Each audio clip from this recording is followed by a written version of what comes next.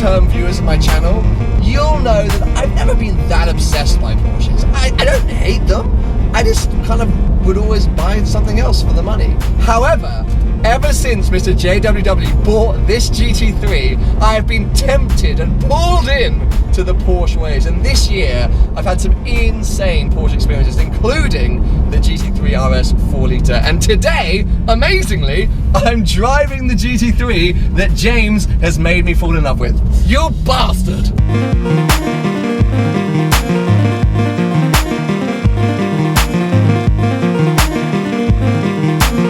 Well, I've fallen in love with this car, and I'm hoping you're going to have the same experience. As you mentioned, I was exactly the same, didn't really care too much, other than the like super top end stuff, 918 Carrera GT. Sure, sort of course. Things. The sort of regular Porsches, as it were, didn't really excite me until I drove a GT3 variant. I was always like, you know what, it was my mum's fault actually. So, Oh, yeah. Mum, you ruined the Porsche brand for me. Because every time we'd be driving around, she'd go, poor man's Ferrari, isn't it? And so I was like, and you know, I have a hard-on for the prancing horse, not horses, Sure. just the prancing horse. one on the front and so I was of just the like, well, poor man's Ferrari. Who wants a poor man's Ferrari? I want to be a rich man in a Ferrari.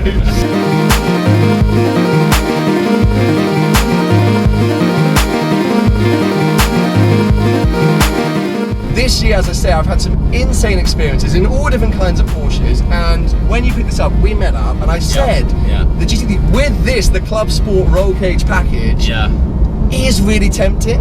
And the thing is that this car, now that the RS has come out, I think is still the more attractive variant, because the RS is like out and out supercar, full on. Yeah. I'm in a big wing car. Yeah. But I think this, you can still get away with being quite subtle. That's it. I mean, viewers who might watch my channel have probably heard me say it several times. I think that's everybody, you big growing mother chucker. But they've heard me say it several times that I do think, and I still stand by this, the wing on the RS version, I still think is too big. Yeah. And to be fair, in environments like Monte Carlo during top marks, it fits right in. But when I'm back home in England and I pull up to the pub car park, it's like, what are you trying to prove? You know, who's this douche? Yeah. So as you probably noticed just then, this car is outrageously good at being like a daily cruiser. However, when you want it to be, it can be a complete lunatic.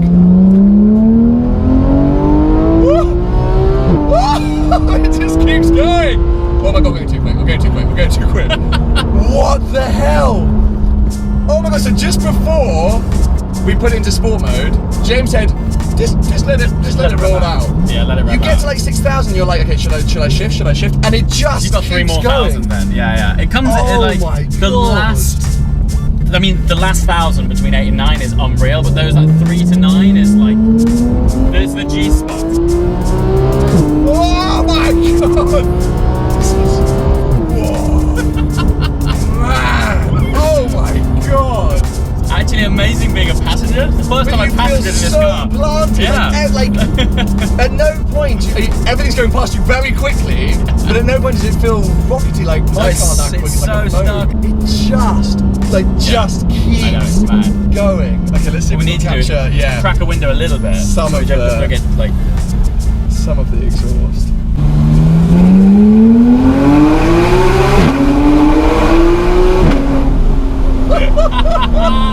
This thing is insane!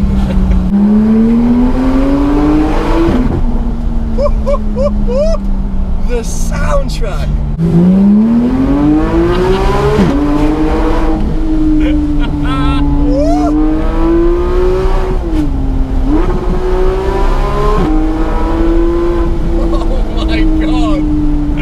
James, I don't know whether to say thank you or I hate you, because I now want a GT3! Oh, man. This thing is mega. Mad thing, isn't it?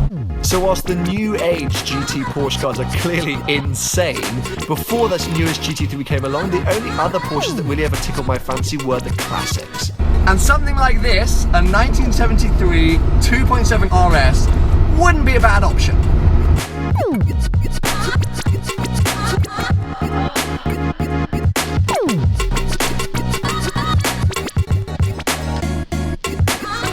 As you can see, I've been joined in the car by Elizabeth from ItsWhiteNoise. Hey guys. And this is your car, Yes.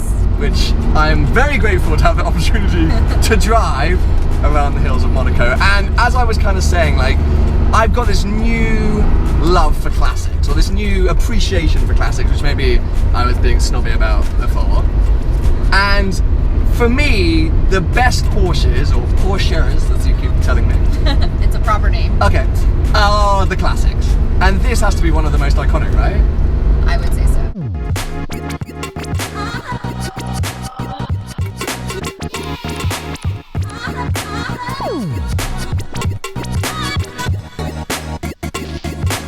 You can actually take this car to the limit where, like, when you're driving the GT3 or the RS, like the new RS, it just, you never can take it to the limit. You're doing illegal things. Yeah, it's way too quick, right? Yeah. Well, this, not only do you feel outrageously cool, but yeah, you can really start to sort of open it up, and you're still not going 300 miles an hour, which is good for my license.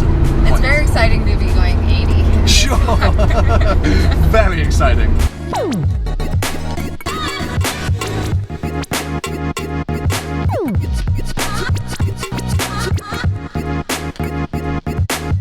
The thing about Porsches is that it's such an iconic shape, the 911, and obviously it's grown and they built it, and they're so much bigger. The new car's so much bigger driving that GT3 Crazy, right? than to this. Yeah, I feel like I'm in like a little baby go-kart.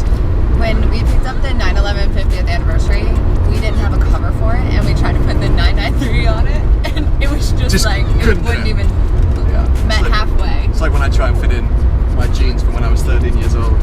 Not that I do that very often, but it's so nice, and I love the interior of this car with, do you call this houndstooth? Or- Houndstooth, Oh, yes. it's so cool. What I love, if you guys don't know, if you don't follow ItsWhiteNoise already on Instagram, you need to head over there because they have, as Elizabeth was just saying, a 50th anniversary 911, which is basically identical to this car, which is just the coolest thing. And there are pictures of the two together, which I absolutely fucking love.